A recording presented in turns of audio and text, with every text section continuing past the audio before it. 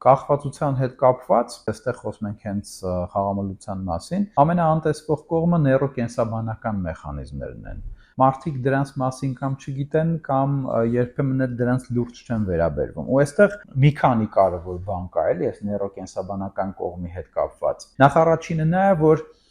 ինչի է կախվածություն առաջացնում խաղալը, որովհետև բազմաթիվ հետազոտություններ ցույց են տվել, որ մարդը միակ կենդանին է, որ իր ուղեղը կարա դոֆամին արտազատի, այսինքն այդ նեյրոմեդիատոր/հորմոնն է, որը պատասխանատու է մոտիվացիայի համար, որը մեզ դրդում է գործողությունների եւ հաճույքի բավարարվածության զգացումի համար, հետեւաբար, էլի։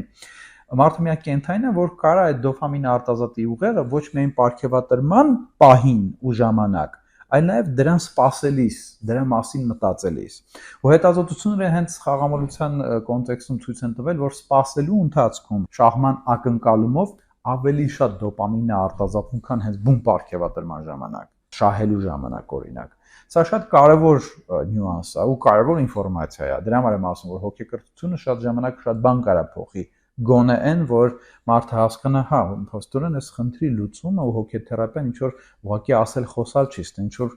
ուրիշ բաներ էլ կան շատ հստակ շոշափելի, էլի, որ կարելի է հաշվի առնել։ Մյուս կողմից խաղալը դա այդ դոպամինի էժան աղբյուր է, երբեմն կարճ ասում են էժան դոպամինի աղբյուր է։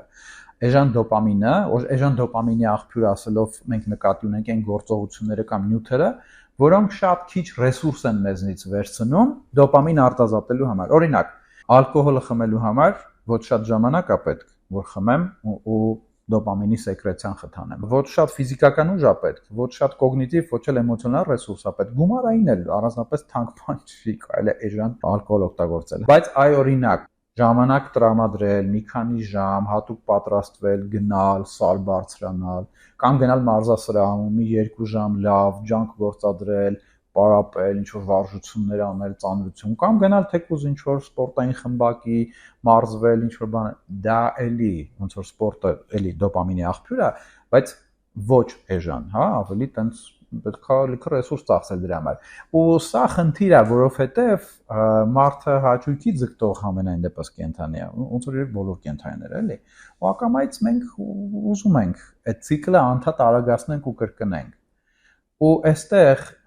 մարդու գիտակցությունն է, որ ասում է, չէ, էսի քխա, էսի լավ է։ Ու երբ որ գիտակցական ուժերը այս դեպքում կենսաբանական մակարդակում գլխուղեղի առաջճակատային կեղևը ինչ-ինչ պատճառներով չի կարողանում այդ վերահսկողությունն ու զսպման մեխանիզմները իրագործել,